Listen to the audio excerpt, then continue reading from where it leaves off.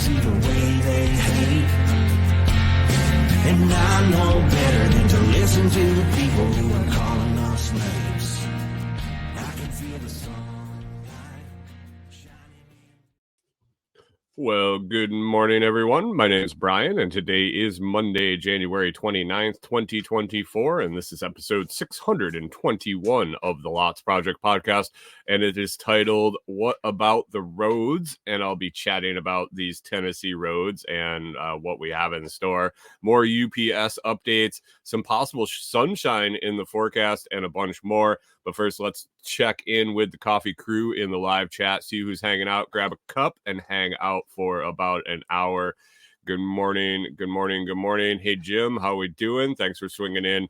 Rachel, Rewild Her Life, made it. Good morning, good morning. Hope everything is good and you had a good weekend. Hanging Laundry dropping in. Nice to see you. Gingerbread Farms in first.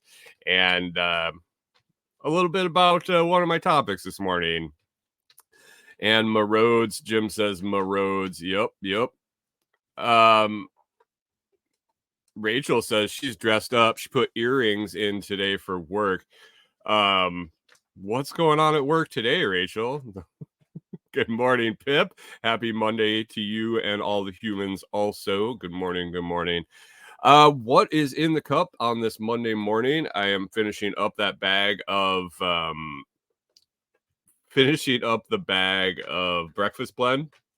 I mean, not much I can say about it. Not much I can say about it. Let's see. I had it over the weekend. I had plenty of it, and all I could think about when I was sipping it was why more people aren't going to foodforestfarms.com and ordering that. But definitely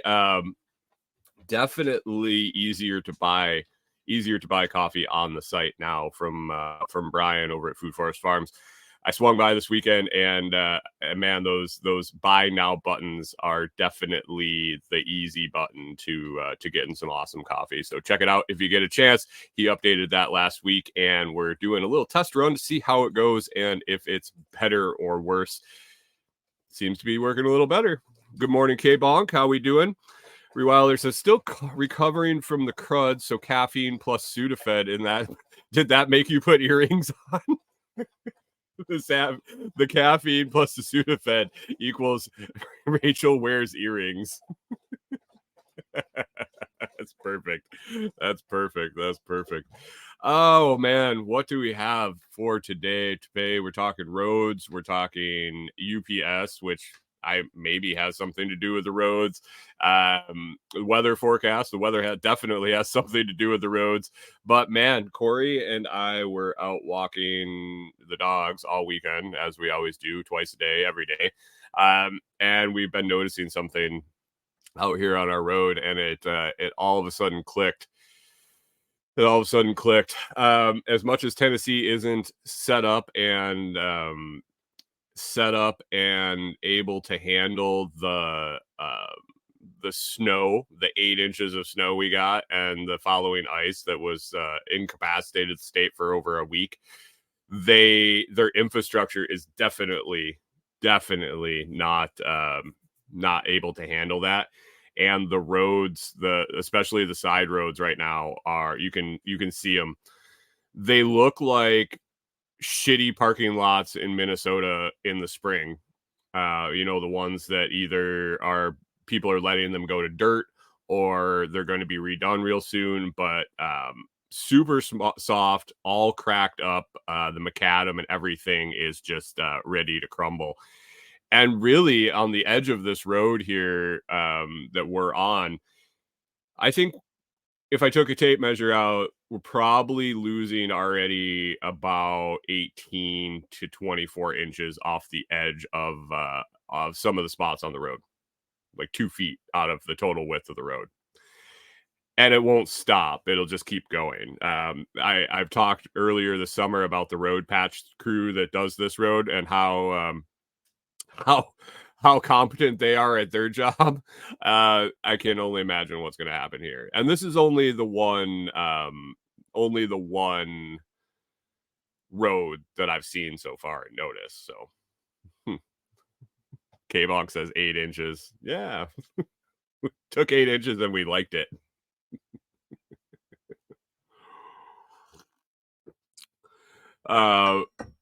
Rewilder says earrings are for my mental health. I need to look good. Need to look good to feel good. I'm not sure. I get you. I get you. I hear you. And Hanging Laundry agrees. She wears earrings every time she goes to town too. And she nails it. Why bother with infrastructure when we have wars to fight? I mean, there is that. There is that. Well, who are we fighting now? Are we still fighting the Ukraine or Russia? Or did we fight the Ukraine? No, we helped Ukraine. Are we still sending Ukraine money to fight Russia? Are we fighting Israel? Or no, we send Israel money. Are we sending Israel more money? Are we? Oh yeah, Chris Dixon. He says it. We're fighting ourselves. We're gonna fight Texas now. we didn't have enough bullshit going on. Now we're gonna fight Texas. Good morning, Chris Dixon. How we doing? Ann Digger, thanks for swinging in. Oh man, yeah, I've been seeing some of that communists versus the free world. Those damn commies. If we don't go kill people, the commies are gonna take over everything. We send everyone money but us. Not anymore. Not anymore, K-Pop. We're gonna fight ourselves. Do we get to send ourselves aid? If we blow ourselves up, do we get to send ourselves aid to rebuild ourselves? Is Texas ever gonna secede? No. Can you imagine?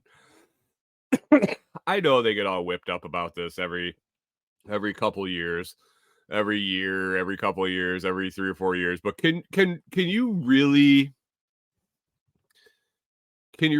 run the mental exercise of what would happen if Texas seceded? Like, I don't know. It obviously can happen. I mean, the Soviet Union broke up and they broke up into states smaller than Texas. Nations, I guess, smaller than Texas. But I, can you imagine how that would go?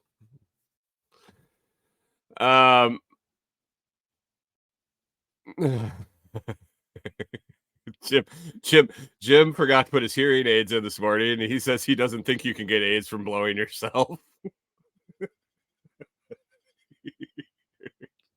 I mean, if you get AIDS from blowing yourself, I'm pretty sure you already have it. Hanging Laundry wonders if San Francisco will secede. San Francisco is only going to secede when it falls off California in an earthquake or something.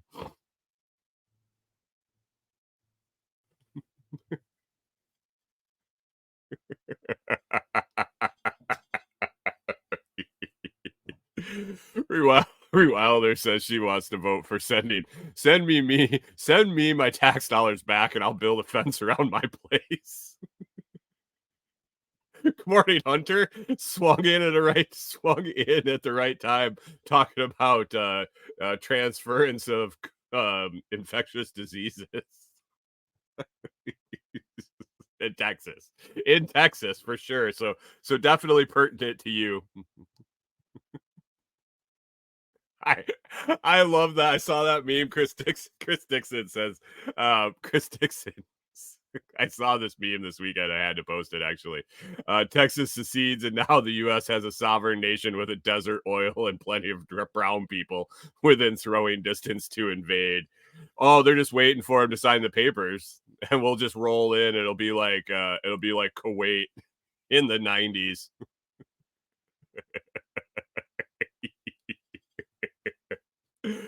Oh man, this is kind of going sideways already this morning. I got Jim talking about AIDS and self-fellatio. Chris Dixon's talking about blowing up brown people.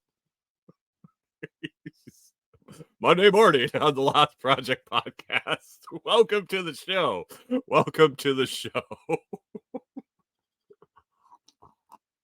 K-Bach wants to know if we get to keep the oil. I mean, I don't know. We're going to set it on fire. No, we're going to blow up the oil wells and set it on fire because that's their main source of income. I don't know. Oh, man. Oh, how was everybody's weekend? Lots going on in the world. Hey, we got an election this year, guys. Most important election of your lifetime for sure. So make sure you get out and vote. It could be the difference between Texas seceding and not, or something. Yeah. Let me get on let me get onto this list. Anyway, the roads here are about to crumble. They're super soft.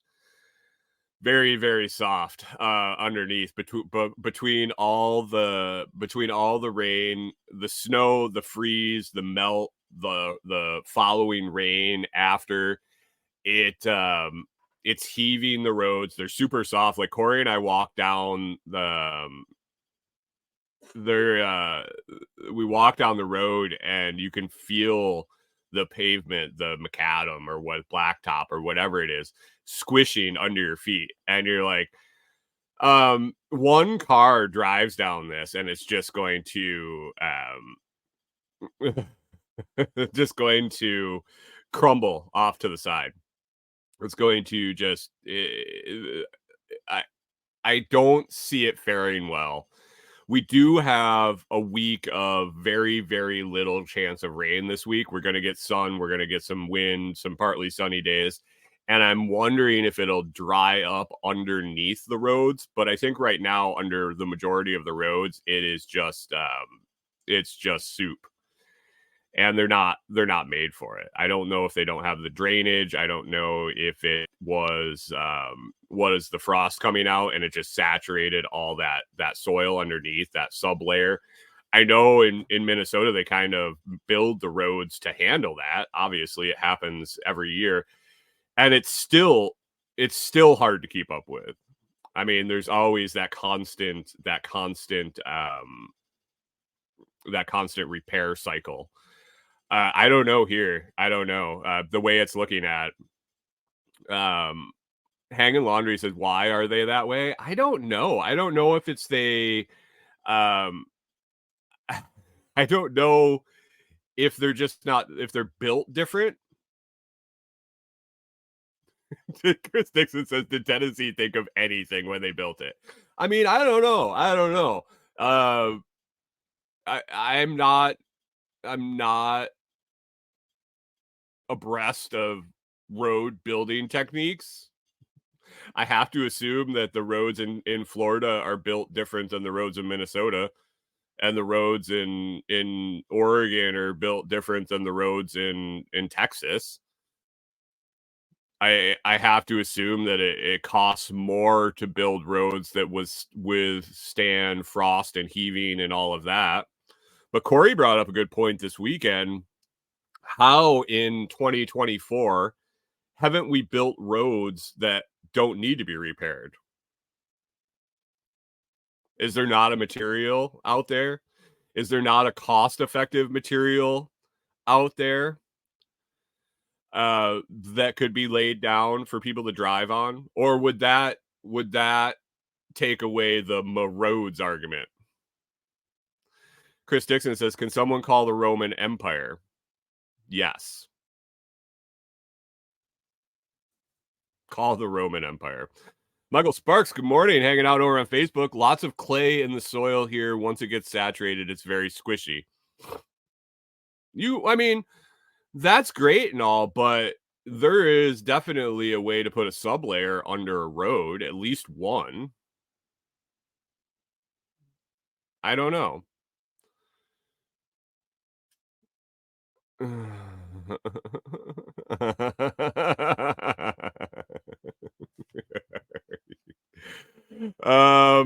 Rewind Wilder says, so you're saying you need to be able to maintain your road if you want to get out, and they don't want that. Jobs, taxes. Yeah.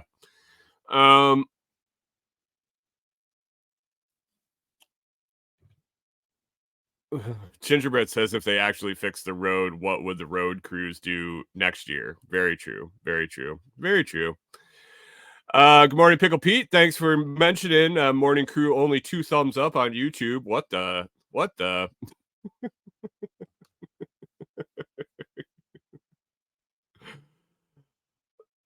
Do we have? K-Bonk was wondering, do we have a resident geologist in the Morning Crew crowd? Is there a geologist in the crowd that we can figure out how to make roads? Hunter says quality, quantity, and cheap. Yeah.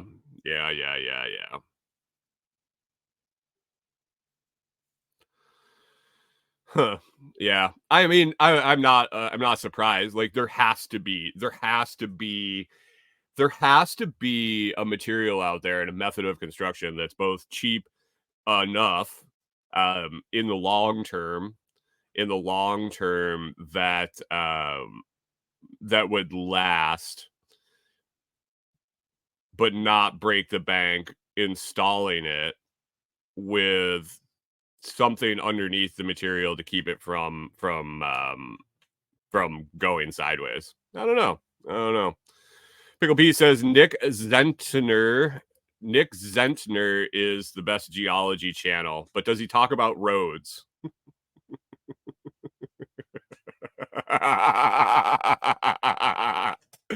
Chris Dixon nails it. Classic. Just a bunch of old farts sitting around drinking coffee trying to solve the world's issues without touching a shovel. That either describes the managers on a job site or the old guys at McDonald's every morning. Oh man.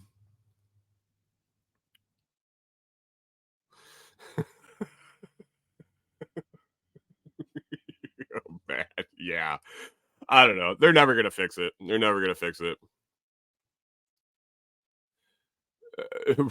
Rachel says Michigan hasn't figured it out either, but we can't even fix the water in Flint. Yeah. Maybe if they mix some of that lead water in with the asphalt, it'll work better. Yeah. So Corey brought that. She posed that to me. Like she's like, why haven't we made roads that that would last at all?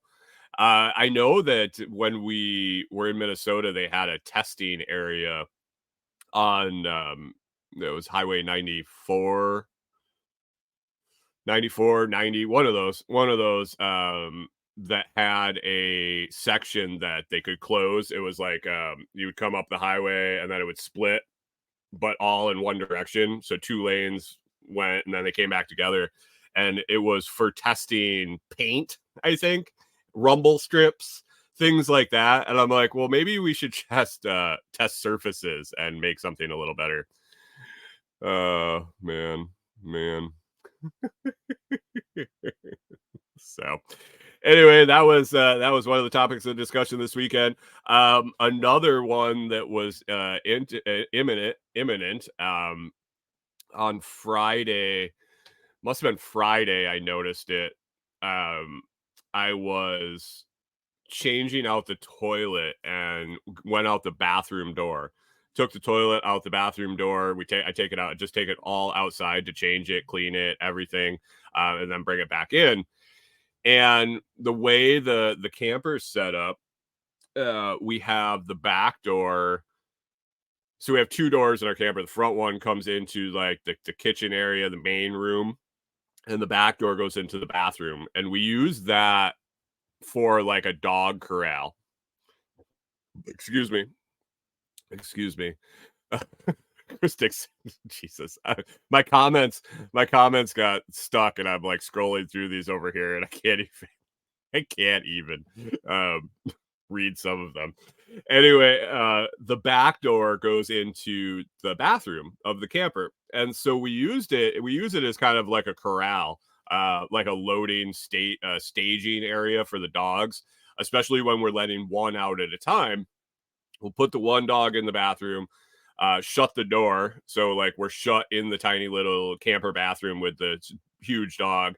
We put their collar on, we put their leash on, then we open the outside door, and we have the steps, the old school camper steps, the metal ones that kind of fold up under the camper and fold out. And we put a dog ramp on the top step down to the ground so the dogs don't have to do the steps. Bad for their back, cut their feet, blah, blah, blah, whatever. So we use that for them. They don't go in the front door. When we went out to Seattle, when we went out to Squatch Fest and saw Brian out in Washington, on the way back, the front door, I went out in the morning to take a piss. I walked out of the camper and I stepped on the steps and they broke, like they had rusted through. So this was now like 3 years ago, 3-ish years ago. When I stepped on the top, it like half of it broke and it just went sideways and I went tumbling down into the parking lot. We had to kind of nurse it home. We were on the road. We nursed it home. I ended up taking those steps off and replaced them with aftermarket Lippert fold down solid steps. They're fantastic. Highly recommend them. Made a couple videos, did a 1-year review of them. I really, really like them. Well, on Friday when I was bringing the toilet back in, I stepped. So with the ramp, Corey and I would use the steps on the side of the ramp. Like the dogs would run up the ramp and then we would use the handrail that's on the side of the camper and climb up the edge of the steps and go in, so we didn't have to go up the ramp. Well, I stepped on the steps and they like jostled. And I was like, what just happened? And I was thinking maybe they got pushed up a little bit. They got like seated in to where they would fold in, but not all the way. And when I stepped on them, they just reseated back to where they were open. So I kept looking at it. And man, the same thing happened to these steps as the last ones. And basically there's on the side of the frame of the steps. So there's a box that they sit in that they fold into when you put them away. And then there's a little pipe nub on each side that rides in a channel. And that kind of guides it all the way in and it stops it. And that's what the lock kind of holds shut. But when you open it up, they ride through the channel. They get to the thing. And then this is what holds the weight of the steps when they're suspended. Well, after 10 years of just wear and tear and abuse and going down the road and sitting and, hundreds and hundreds of pounds going down that thing on a daily basis with the dog ramp and us in and out of it multiple times a day. Well, this one finally gave way. It is partially rusted through. We've found that if we use the ramp only, it distributes the weight better to the top step and the ground.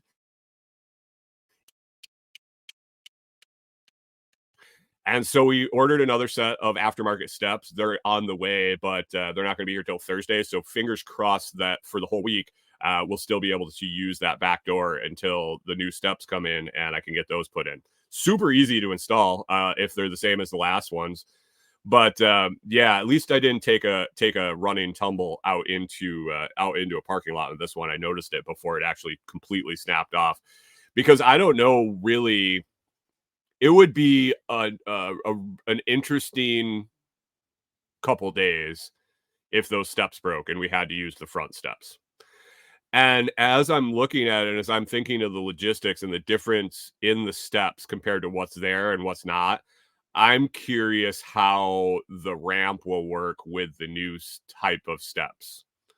We've really set everything up and set the ramp up and how we secure it and all of that based on the other style of steps. So I'm curious. We'll see how it goes. They might just sit right in there. I don't think right now we ratchet strap the ramp to the top step, and it works great. I don't know if we'll be able to do that because there's like sidewalls on these steps, and yeah, it'll be interesting. It'll be interesting to figure out. The steps are wider. They don't bounce. They like actually have ground contact. Where you probably seen the other old RV style, they kind of just like suspended, and when you get out, the whole camper kind of bounces. The steps bounce. These actually ground contact. It's another point of contact. We were really happy when we got the front ones and saw how much more stable the camper was when we put those steps out. It just adds another stability point there. And now with 2 sets of them, it'll be nice. But we didn't want to pull those other steps out when we didn't need to, when they were still working. It's like $400 for the steps, so expensive. And the weird part is these new steps that we like so much are relatively close to price of the other style. Like if I wanted to replace them with the exact same style, we're looking like $100 less, maybe $150 less. And the benefit to putting the new ones in is phenomenal. So new steps coming in the end of the week, hopefully. I can't say that. I can't say that they'll be here on Thursday. Amazon says that they'll be here on Thursday. But another thing on my list here to talk about is UPS is off the rails right now in Tennessee. I have 6 packages in the wind right now. They are out for delivery every day since last Tuesday, something like that. They were supposed to start arriving last Tuesday. I was supposed to get something like Tuesday, Wednesday, Friday, and everything is out for delivery every day. And at the end of the day, it says delayed. I'm like, okay, what's going on? I know the whole state was shut down for a week, but what is going on? And through the power of Facebook and through the power of Facebook groups, it sounds like I've heard the same thing is going on. I heard that it was going on in the whole general area. And so somebody said, Pickle P says USPS priority for the win. Yeah, that didn't work either. That was 5 days in transit too. It's 5 days in transit too. The whole state of Tennessee shut down. This whole area didn't get mail for 5 days, 4 days. Nothing. Not USPS, not FedEx, not UPS, nothing. And what it sounds like is UPS is stacked at all their distribution facilities. So their final where it gets put on the truck for delivery. Before the storm, the local one here was understaffed and overworked, I guess. They have more trucks than they have drivers, from what it sounds like, from hearing different things from different people that have investigated this. What happened was, remember the whole big UPS strike and potential strike and settlement and all that, and UPS capitulated to the union and bumped their pay and bumped their wages or bumped their benefits and all that, and then they just put everybody to part-time. So they don't have enough people to deliver the shit that they are supposed to deliver. So some eyewitness observations, it appears that all the local UPS transfer facilities have trucks sitting there full of packages and no one to deliver them. And that's why they say out for delivery every day. So they've literally been scanned and put on the truck as if they were going to be delivered, and they're just sitting on the truck waiting to get delivered. Pickle P says drop the piss test, get more drivers. It's not about that. It's they have applications. They won't pay anybody the new wage that the union roped them into. basically the union got them to increase wages and benefits, and they said, okay, well, we're going to spend the same amount of money on labor, whether you want 100 guys to get it or 75 guys to get it. That's what we're going to spend.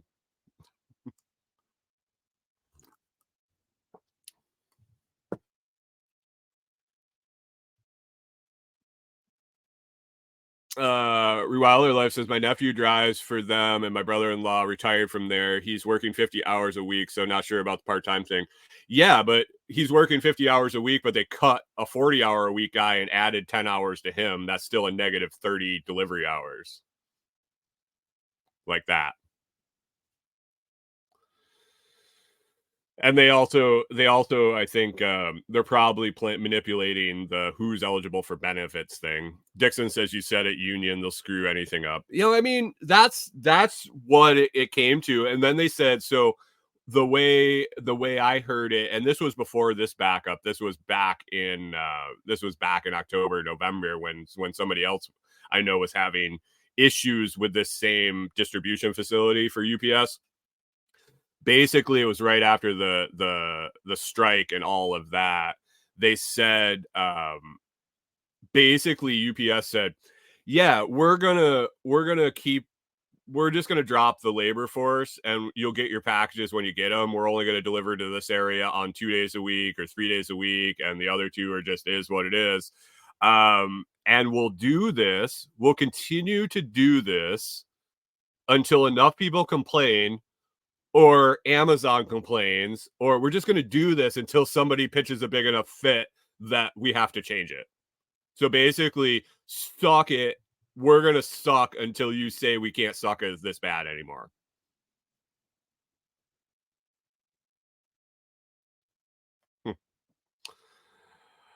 Jim says piss tests aren't going to go anywhere. Insurance liability is what drives that. No pun intended.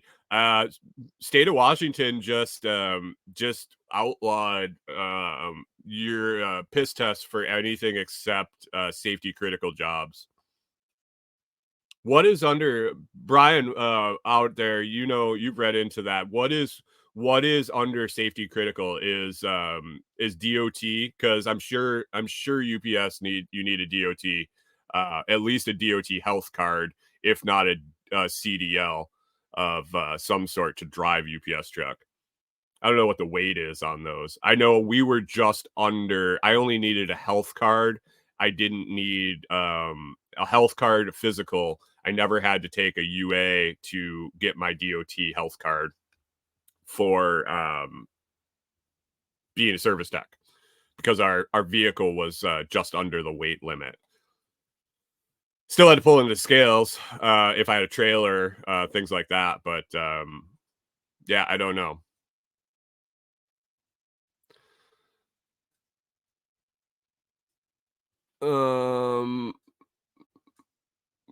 Yeah.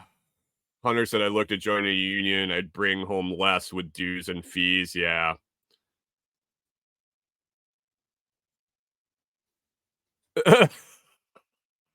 Rachel says, my hubby's work is trying to force him to program and run several machines instead of hiring. Her husband is a machinist, right? Machinist, like a CNC machinist. Hubby's work, you have to pass a piss test and a math test. So you got a very limited work pool there, Rachel. And Chris Dixon says it.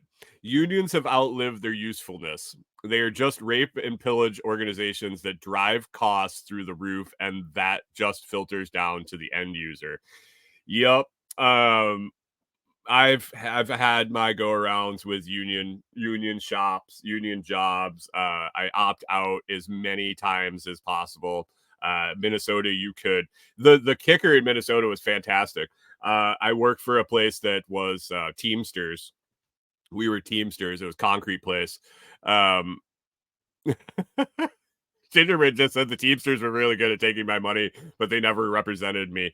Yeah, so I worked at a concrete prefab, pre-stressed concrete panel is what we made. Basically, if you looked at a building, most of the like strip mall constructions, shit like that is prefab panels. So we made those. We were Teamsters. Because we were trucking industry, I don't know, I guess. Uh, but anyway, you had two options. You could either pay the union dues, you could pay the union dues, and get the benefits, the benefits, or you could opt out and pay and still have to pay. You had to pay. It was less, but you still had to pay. But then you didn't get represented by them, and you didn't get a chance to. You didn't have an opportunity to vote in any of their stuff or do anything. Basically, you just had to pay them to have a job. And I was like, wait, what? Well, I guess I'll pay the higher one and actually get to be able to say something. Um, Rewild their life says I'm forming a union and filing a complaint against my boss. I wonder if you could get 100% of the the required percentage of the workforce to approve the union. So while I was at the union job, two things that kind of stuck out to me. One, they wanted me to be union steward, and I was talking to the guy that was retiring, um, that they wanted me to do this job, and I was like, so what do you do? Because you got free union dues. It's the only reason I was considering it is like I didn't have to pay. Like, what do I have to do to what do I have to do to be the union steward? Like, what are my responsibilities? Because free dues would be possibly worth it. He's like, well, you go in, and when somebody has a problem or a grievance or this, he's like, you represent them in the meeting. And I was like, okay. He's like, if so, they're going to fire somebody, if they're going to get rid of them, you go in, you try to save their job. And I was like, okay. And I said, I couldn't handle that. I couldn't handle that because they wanted me to go in and fight for somebody's job that I probably felt like they should have been fired anyway. They had been late numerous times, they'd missed work, they'd do whatever. And I'm supposed to go in and save their job. And like that wasn't worth the $40 a paycheck or whatever stupid amount of money they were taking from me. Good morning, Joe Blakesley. How we doing? Big show last night on Toolman Tim's workshop, beating the meat around or throwing the meat around or something. You and Kyle and Tim were beating your meat together. But that was one thing. They want to be the union steward. I was like, yeah, I can't do that. I can't do that. They did convince me to be on the contract negotiating side for the union one time because I went through one contract negotiation and possible strike, and I was like, well, I mean, sure, I'll go to the meetings. I'll hear how this goes down. I will hear how this goes down. And so the mind-numbing things, the things that the people that were fighting for my paycheck, the things that they were concerned with, just absolutely blew my mind. And the things that the company would throw at them, and they were like, "Oh, that sounds great." Example was like, "Oh, we're gonna give everybody a 15-cent an hour raise this year, a 15-cent an hour raise next year, and a 10-cent an hour raise." And it was a 3-year contract in the third year of the contract. And I'm like, wait, okay, first of all, you do realize what 15 cents an hour like rolls out to. And then after the union dues take their cut, what that actually takes home in the pocket of people, right? That is like, you might as well just not give us anything. And they're like, whoa, we really want a quarter, but they won't give us a quarter. And I'm like, all right. I said, second of all, why are we doing flat raises? Why are we doing 10 cents? Everybody gets 10 cents, 10 cents an hour. And they're like, what do you mean? I said, well, why wouldn't we do a percentage raise? because we had 5 levels of employment at this place. And, the union, you all have to fit in a box. Like you have to like qualify for a different wage. So we had 5 levels, and they ranged everywhere from like $12 an hour to $24 an hour. And I'm like, so if we get 10 cents an hour, the guy that makes $12 an hour is making a hell of a lot better raise this year than the guy that makes $24 an hour. Why wouldn't we do 3% across the board and everybody gets the same raise if you want to be equal? They're like, no. It's equal. We're all getting the same raise. We're all getting a 10 cents an hour raise. And I'm like, all right. So at that point, I just banged my head on the table a little bit and sat there and listened to this whole thing and realized that I needed to find another job. It was interesting. It was an interesting meeting.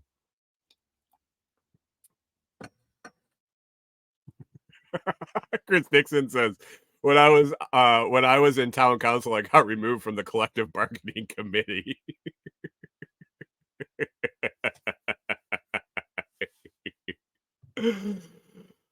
Oh, Pip wants to know if I tried to teach the UAW. This was Teamsters. I mean, it was blatantly obvious if you didn't realize that the union rep, so not the union steward, the shop steward, but the shop steward's next level rolled into this place on a daily, semi-daily, like every 2 or 3 days he'd roll in a brand new pickup truck, and it was always brand new. Maybe twice a year, maybe once a year, but always brand new, high end, the full leather, the best, the high package you could get. And when you talk to him, he didn't have a job other than union stuff.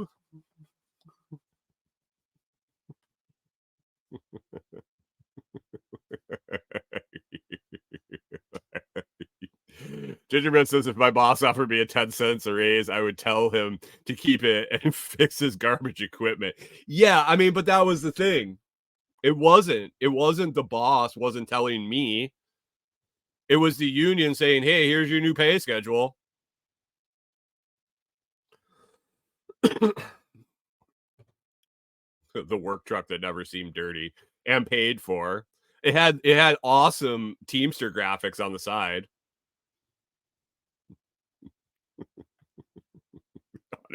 Hunter says, what the hell is the difference? My grandma was a Teamster.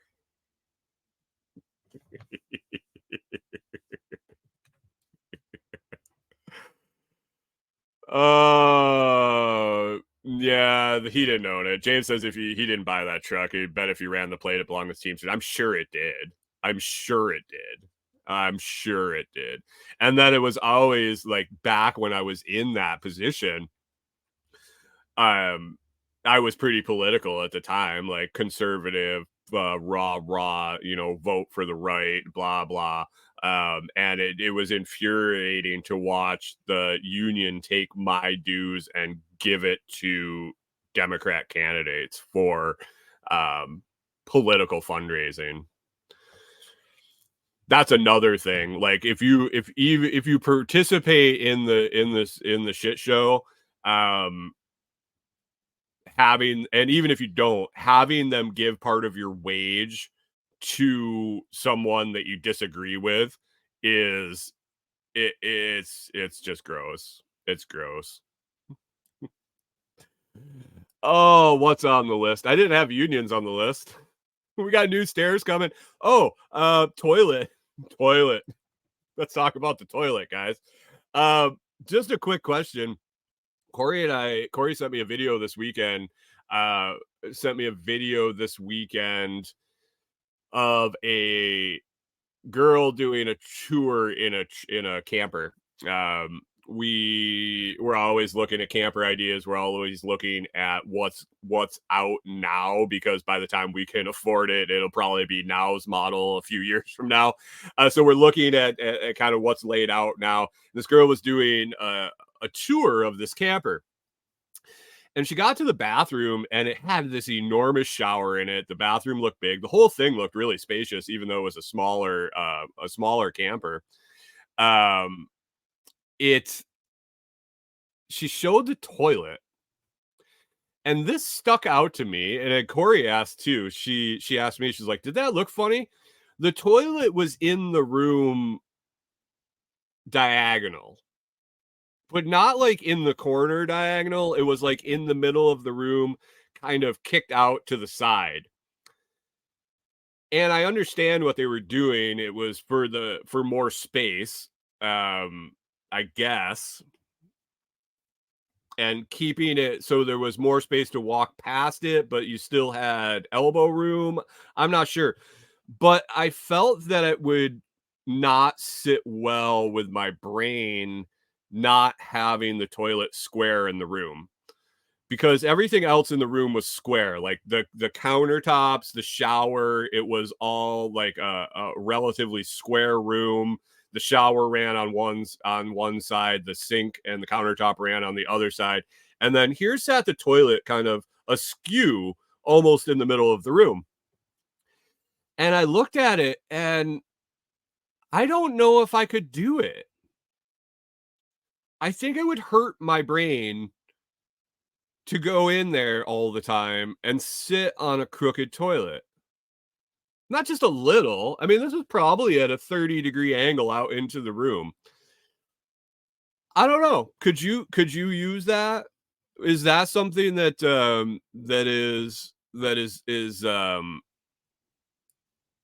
Chris says maybe it was a revolving toilet.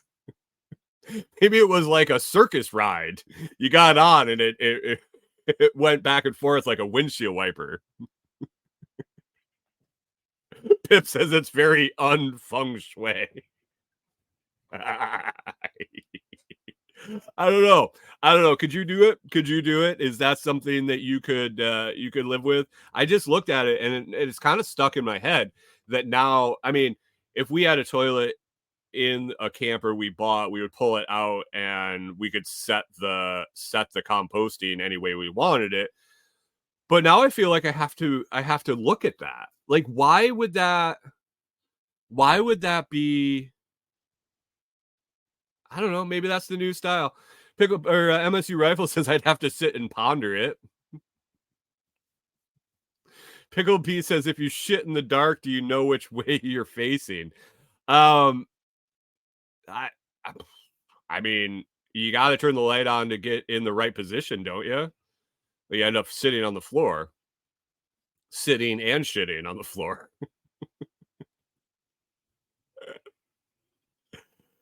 Hunter says my autism's showing. Happens. It happens every once in a while. James was commenting earlier. This weekend I put up my third week report for Amazon influencers. I'm doing a weekly report that comes out every Sunday, reviewing the previous week of my progress with the Amazon influencer program. And he said, average guy, yeah, right, or something to that effect. And I was like, well, wait, I don't know. Is he bashing me, saying that, yeah, right, you're not even close to average? Or, yeah, you're definitely above average. And I love the fact that when I read the comments in this chat, I don't know which way they're talking about. Pickle P says Helen Keller's house must have been a mess. I don't even want to go down that dirty road. But anyway, got the week 3 video out. It's going well. Amazon influencers is going well. It got tough here with the weather. I chatted about it with Corey this weekend. It's very content creation, video production is tough in the camper. If you think about when you record a video, how far you need the camera away to get like a larger object in. And I am a larger object, just to start, like I'm larger person to film or video. I guess it's not film anymore. I want to say that all the time, but it's video. Make videos of products. It gets daunting inside here. So a lot of my videos are outside. And if you didn't notice, we had a shitload of cold weather that I wasn't going to be doing videos outside. And then it rained all last week. So that is really slowed down video production. And then I got a double whammy over the last 2 weeks is I'm waiting on, like I said, the 6 packages from Amazon, both stuff that I needed to order and stuff that products that companies are sending me to do videos on. And those were what was on my list to do for videos. And they didn't show up. So it's been a slow couple of weeks as far as video production, getting them up. But I don't know if it's hurt or I know it obviously hasn't helped, but I don't know if it has hurt statistics. I don't know if they've gone down necessarily or just stayed stagnant. And I'm trying to determine over the long term by doing these reports is if I get 100 videos up and then don't do any more, and don't do any more, do they just stay stagnant at a certain amount of revenue? Or is it you need to continually make new videos to keep making the same amount of money? I don't know. I don't know the answer to that. And that's one of the things I'm looking to find out. You can check out the playlist. You can check out the Amazon Influencer. Average Guy does Amazon Influencer weekly reports. They come out every Sunday. Like I said, I got 3 of them. I plan on doing it hopefully through the first year. I don't know if it'll end up being weekly after we get a few months in, or if it'll just end up being monthly. But right now, I'm planning on doing 52 episodes this year. I'm planning on doing one every week to see how it goes, and it's going well. One thing I did mention before last week is I qualified to get. Good morning, John. I don't know if I said good morning, John. I saw it. I saw your message, and I don't know if I ever said it. I routinely ask Corey if I said it out loud or not, and she asked me the same because I think things and then we just don't say them.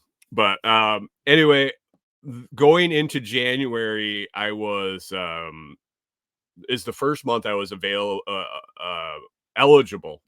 That's the word. Eligible for a bonus program through Amazon.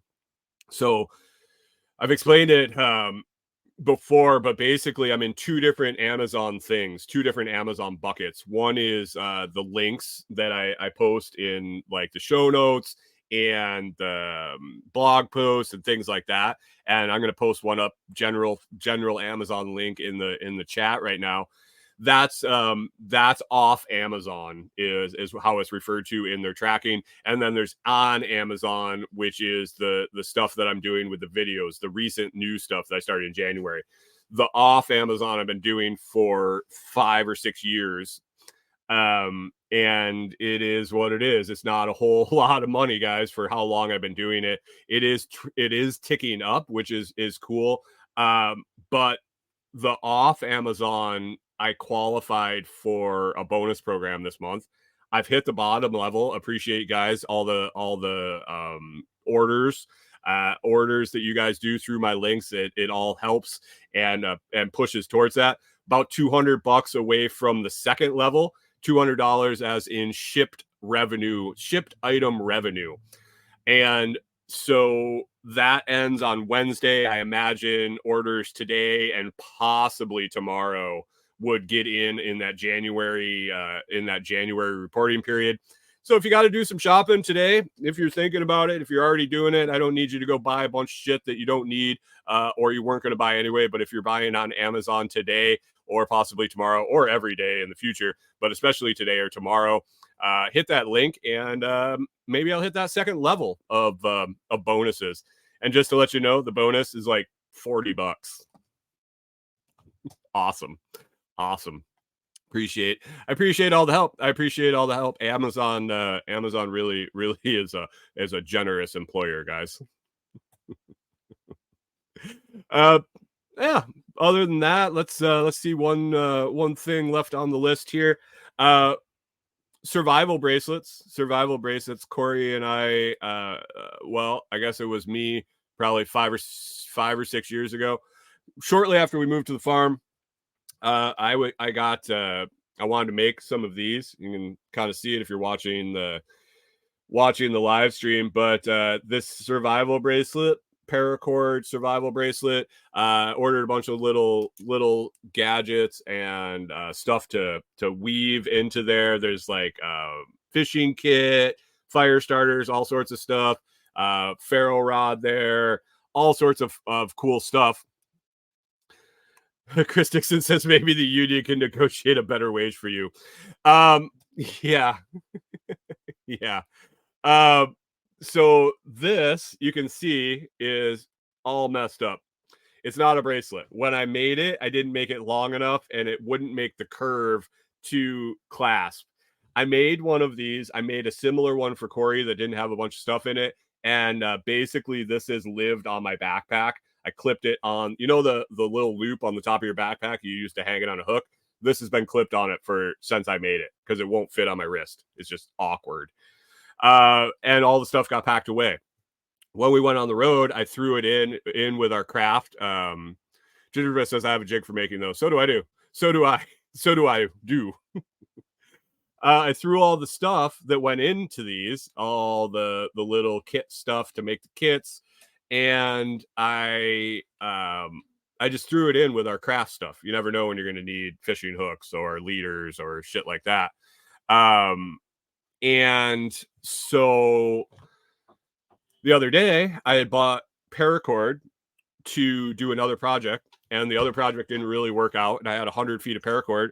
So I decided that I'm going to mess around with it again. This one was the first attempt, and it's all wonky. It wasn't quite right. I still had to do some troubleshooting. I made this one that doesn't have any supplies in it. This is just I guess it does. It's got paracord. Paracord in itself is pretty supply.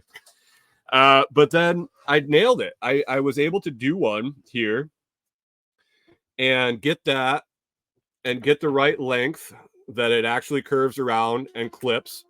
But this is a pretty interesting bracelet. I was thinking about the stuff that's in it. So this has about 20 to 25 feet of paracord.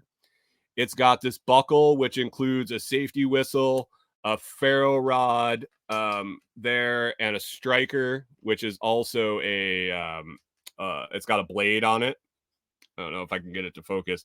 It's got a blade on it. 2 fire starters in here, the Blackbeard fire starters, both 8 hours in length. You can break them up and use them multiple times. Also a fishing kit in there with like 15 feet of braided line, a couple of 8-inch leaders, some swivels, some number 6 hooks, some split shot sinkers. Oh man, there's other stuff in there. So it's pretty cool. So that was fun. And I think I'm going to make some more. I have a couple more lengths of paracord that I can make another couple of these. I still have some of the kit stuff to make more fishing kits and things like that. And I don't know. Rachel posted in the group overnight. So I posted a picture of it, and she's saying that they don't make the stuff small enough for women. And I can see why. To get them to bend around, it's really hard. She says a bracelet ain't gonna work if she wants anything in it. Yeah. And she's wondering if she needs a necklace. I was thinking about making like key lanyards, which I could double the width. So everything that's in this 10-inch bracelet, if it got folded over and it was twice as thick and 5 inches long, and then it didn't need to be wrapped around like a bracelet. It could just be straight, like a keychain.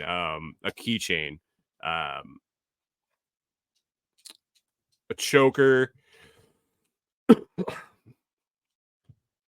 Let me see. I'm getting catch up.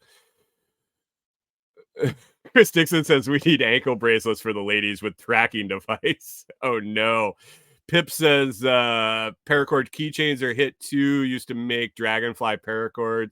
Yeah. So I'm just messing around with it. I have that jig like James mentioned, and just thinking of different ways to spend evenings making products.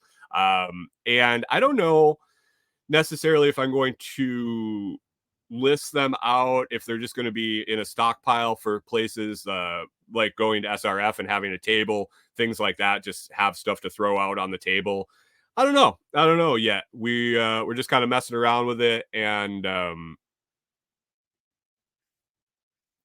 Pip says he posted a heart necklace pic in Telegram. Yeah, we'll see what happens. I actually have I had a paracord company pop up on my available companies for partnerships in one of the services I use. So I don't know. We'll see how it all ties together. Anyway, guys, it is an hour in. The show's kind of went a little sideways this morning. I had fun talking with you guys and hanging out. We'll get back to it tomorrow morning. But I appreciate everyone listening. If you enjoyed the show, it's always free to hit that like, that thumbs up, the share, the subscribe. To return value to me, please consider joining one of the YouTube membership tiers or listening on any value for value platform like Podverse, Wavelake, or Fountain.fm. You can visit thelotsproject.com, which is having a lot of updates and new pages added as I can get them done. And to find information about me, all my links, all my social medias, and how to get a hold of me, just go, like I said, to thelotsproject.com. It's Monday, guys. Get into it. Enjoy your week and start it off right. Start that week off right, and we'll circle back and we will talk to you on Tuesday.